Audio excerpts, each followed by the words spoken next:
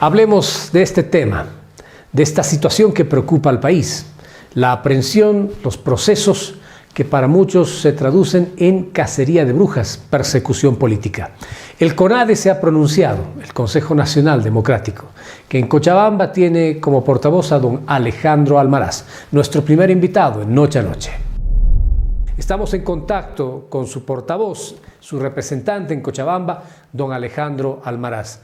A poco de que la Asamblea Permanente de los Derechos Humanos, conjuntamente con esta organización que usted representa, se pronunciaran con alarma y con preocupación por lo que están viviendo algunos militares y policías, hoy se suma este otro capítulo verdaderamente complicado. ¿Cómo ve la situación, don Alejandro Almaraz? Buenas noches.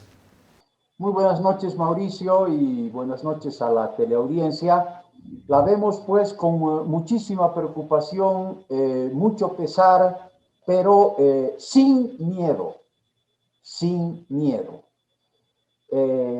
Advertimos que el gobierno central, el mismo poder que nos llevó a la situación tan crítica y penosa de octubre y noviembre de 2019, ha retomado esa misma actitud con la que nos llevó a vivir esos momentos de tensión, de enfrentamiento y de violencia. Pero tengo que empezar diciendo que exactamente como en octubre y noviembre del 2019, no estamos intimidados, ¿no?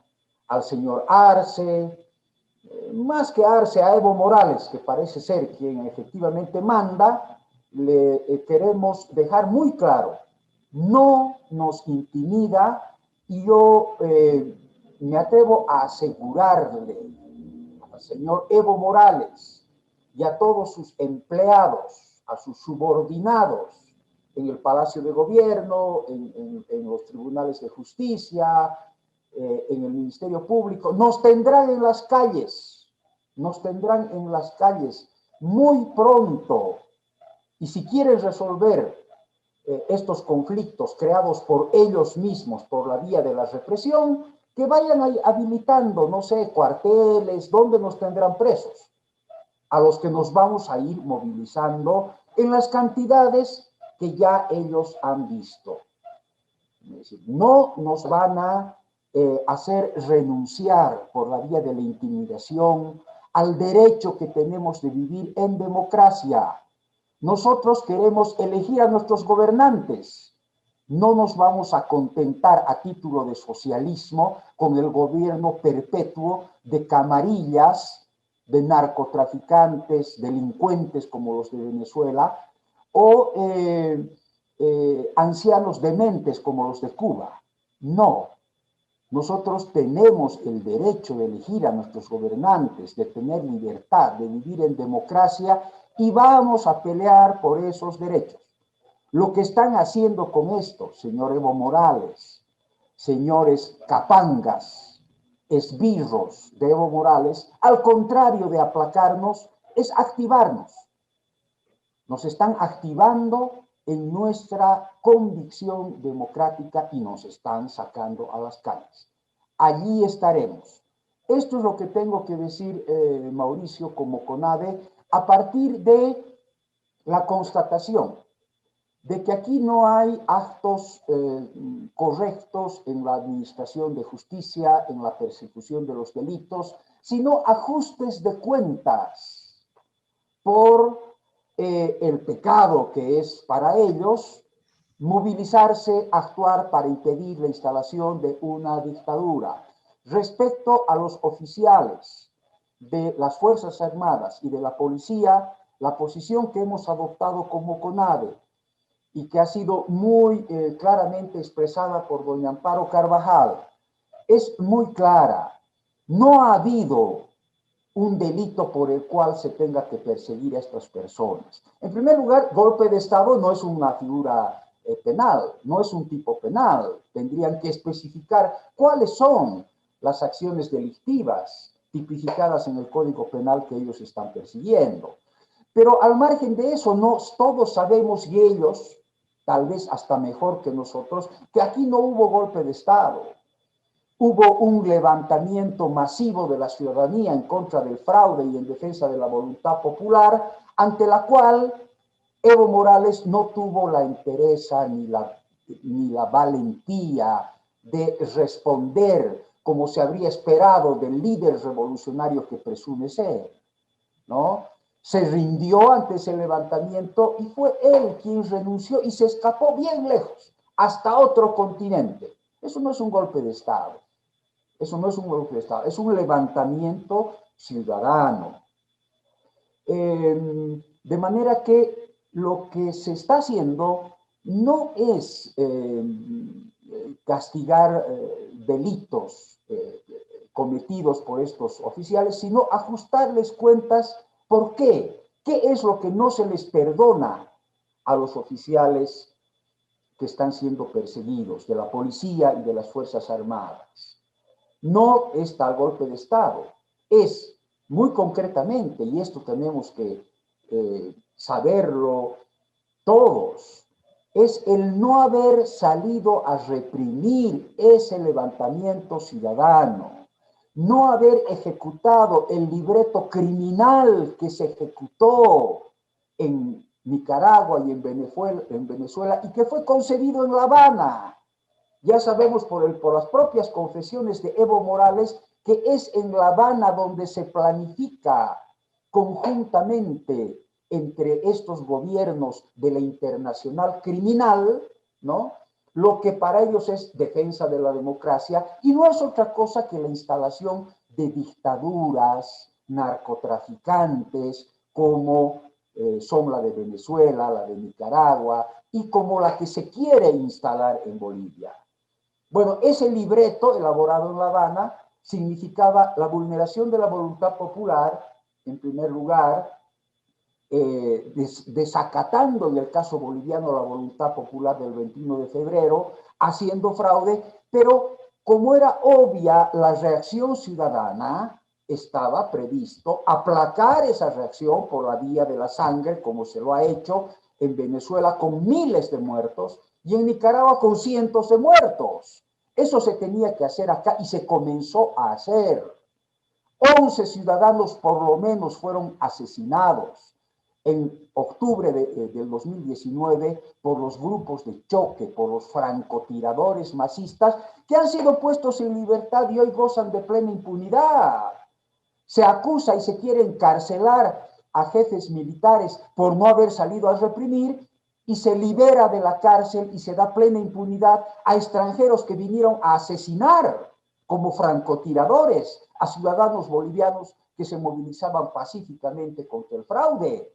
Estoy hablando de ese comandante de las FARC que las autoridades judiciales masistas han puesto en libertad y han permitido que se vaya al exterior, ¿no? Y estoy hablando de la impunidad de los asesinos de Limber Gutiérrez, de los que mataron a palos, a golpes, a los jóvenes cochabambinos movilizados en defensa de la democracia.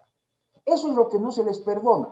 Es decir, después de los asesinatos cometidos por los grupos de choque masistas, era imprescindible, igual que en Venezuela y en Nicaragua, que salgan los efectivos de la fuerza pública, de la policía y del ejército, a proteger a esos grupos de choque para que sigan matando y ellos mismos a matar a la gente movilizada.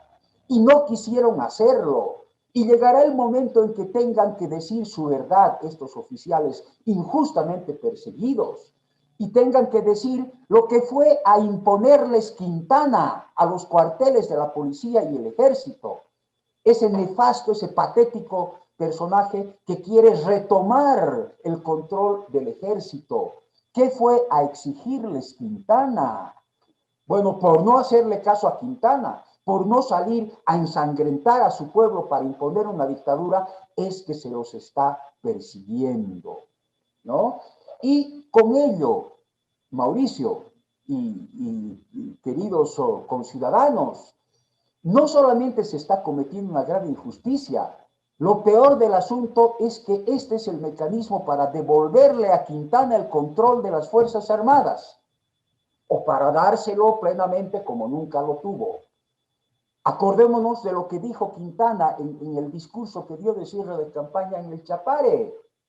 No hay que aceptar Fuerzas Armadas que no estén sometidas, ha dicho en otras palabras, pero lo claro del mensaje es ese. Y precisamente para adquirir ese control de la fuerza pública e instrumentarla, retomando el proceso de instalación de la dictadura que cortamos con nuestra movilización en octubre-noviembre, es que ahora se quiere descabezar a las Fuerzas Armadas y castigar a quienes tuvieron el acto de consecuencia con la ciudadanía de subordinación a la Constitución, que significó no salir a reprimir al pueblo en octubre y noviembre, cuando ese pueblo se movilizaba por sus derechos democráticos y contra el fraude. Esta es entonces nuestra visión, Mauricio, y esta es la posición de CONADE.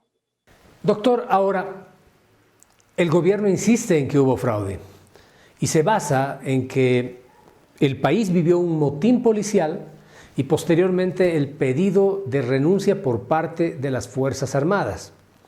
Además, se mira a ciudadanos que habrían gestado todo esto y a políticos. Se lo incluye a Carlos Mesa, a Luis Fernando Camacho.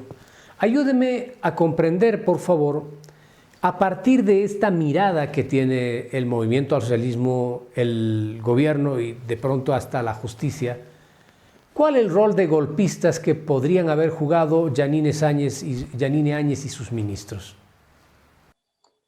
Si no hubo golpe, no hubo golpistas.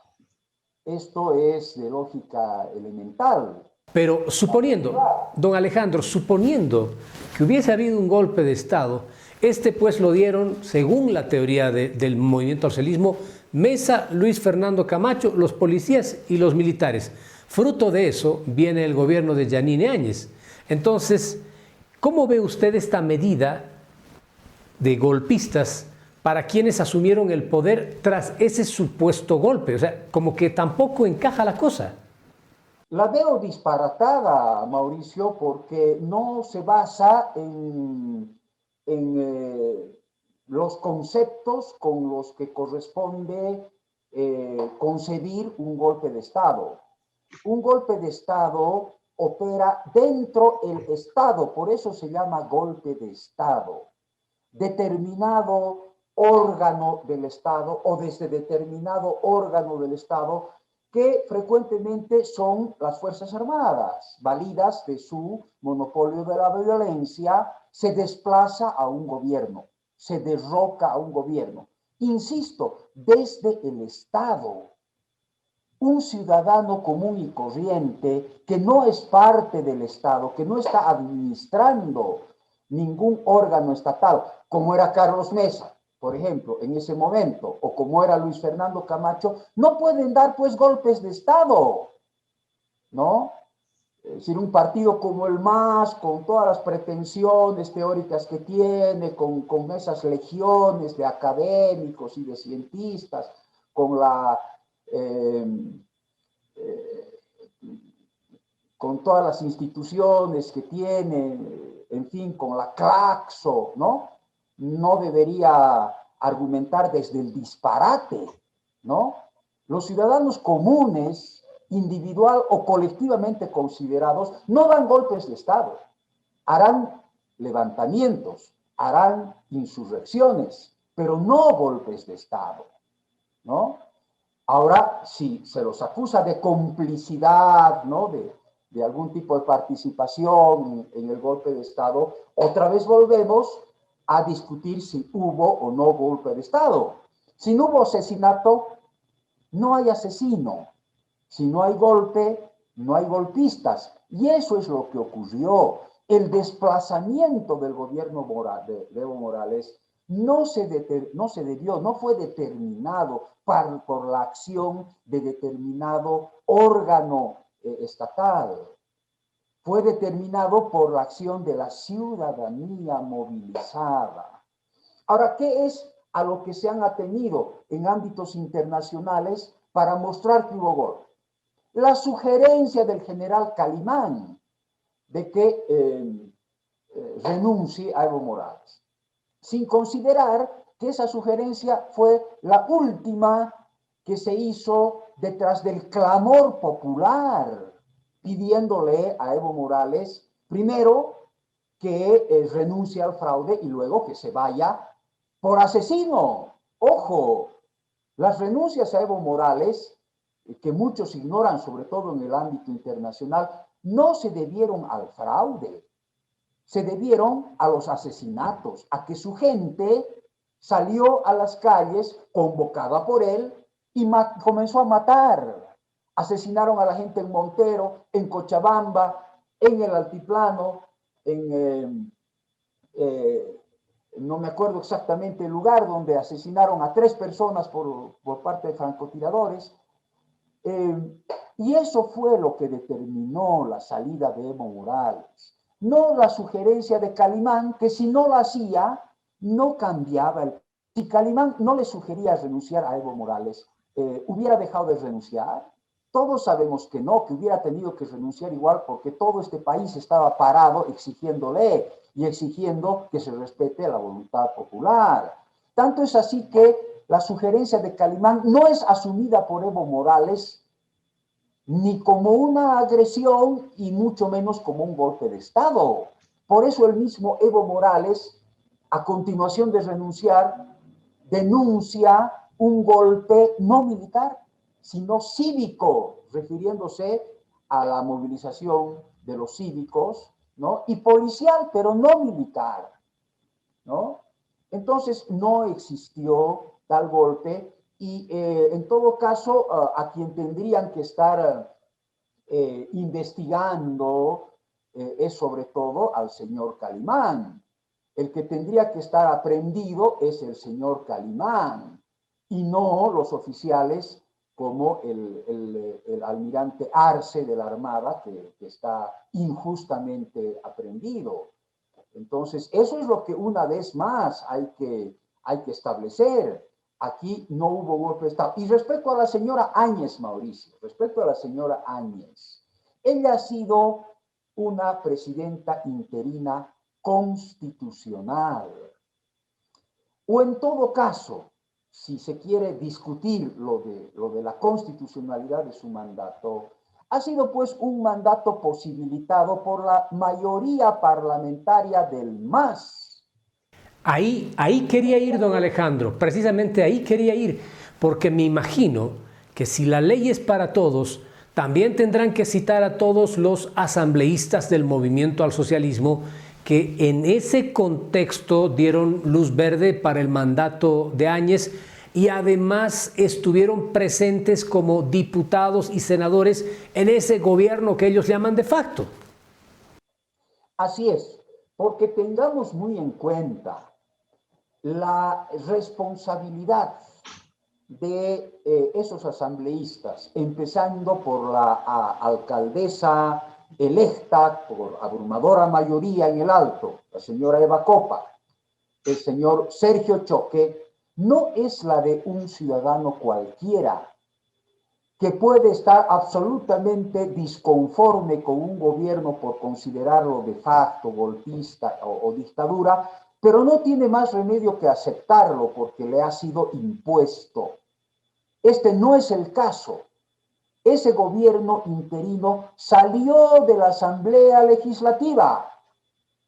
Y si los masistas de esa Asamblea Legislativa nos van a decir que ellos no lo eligieron, que no concurrieron a la sesión, que no estuvieron en la elección de la señora Áñez, pues los días siguientes convalidaron esa elección de una manera evidente, asumiéndola como presidenta a la señora Áñez, tomando acuerdos con la señora Áñez. Es más, los asambleístas del MAS ampliaron el mandato de la señora Áñez, ¿no? E hicieron bien porque nuestro país no podía quedarse sin gobierno y ese gobierno era el más ceñido a la institucionalidad democrática, al mandato constitucional que cabía en ese momento. No había, dado que los directivos de la Asamblea Legislativa masistas renunciaron, ¿no? No quedaba sino elegir a quien no renunció en esas directivas, de esa directiva, que era la señora Áñez. Pero si vamos a asumir que hubo un golpe de Estado, ¿no? Con absoluta ruptura del orden constitucional, si hubo ese acto subversivo, fueron parte de él los asambleístas masistas de ese tiempo, empezando por los que formaban parte de las directivas renovadas que convalidaron el mandato de la señora Áñez, como Eva Copa y Sergio Choque, ¿no? Y tendrían que estar también siendo ellos investigados, enjuiciados, en fin. Yo creo que el gobierno de la señora Áñez ha sido un gobierno verdaderamente nefasto, con una corrupción inadmisible, con oportunismo, un gobierno que además, Mauricio, pactó, a mi juicio, con el MAS, ¿no?, las condiciones favorables para un retorno oscuro al gobierno de parte del MAS. Todo lo que tenía que hacer la señora Áñez, lo único que tenía que hacer eran nuevas elecciones, no darle títulos ilegales de tierra a Branko Marinkovic, no aprobar para sus amigos o socios agropecuarios los agrotóxicos y los transgénicos, no llenarse, no permitir que su gente se llene los bolsillos con negociados con los ventiladores. Elecciones es lo que tenía que hacer. Y para eso lo que tenía que asegurar era un tribunal electoral comprobadamente imparcial, transparente, absolutamente alejado del antecedente del fraude, y no lo hizo. Y no lo hizo. No movió un dedo por el esclarecimiento pleno del fraude, ni por el castigo, mucho menos, a los autores de ese fraude. Por eso podría o tendría que enjuiciarse a la señora Áñez, ¿no? Sería absolutamente justo, pero no por un golpe de Estado que no hubo. Y cuando se la enjuicia por ese golpe de Estado, se la convierte en víctima de la persecución política. Y si la señora Áñez, pese a todo lo que estoy diciendo, entra presa por la acusación de golpe de Estado, será una presa política, como lo son los oficiales de las Fuerzas Armadas que están presos. Son presos políticos, en el caso de los oficiales del Ejército o de las Fuerzas Armadas sobre todo, además por defender a la democracia. Y por principio, Mauricio, en CONADE defenderemos a los presos políticos, ¿no? A los oficiales, pero a la misma señora Áñez. No obstante estos criterios que yo en lo personal tengo sobre su gestión, por una cuestión de principios, aunque su gestión haya sido nefasta, si es presa política, será defendida por las instituciones que tenemos el compromiso de luchar por la democracia y por los derechos humanos.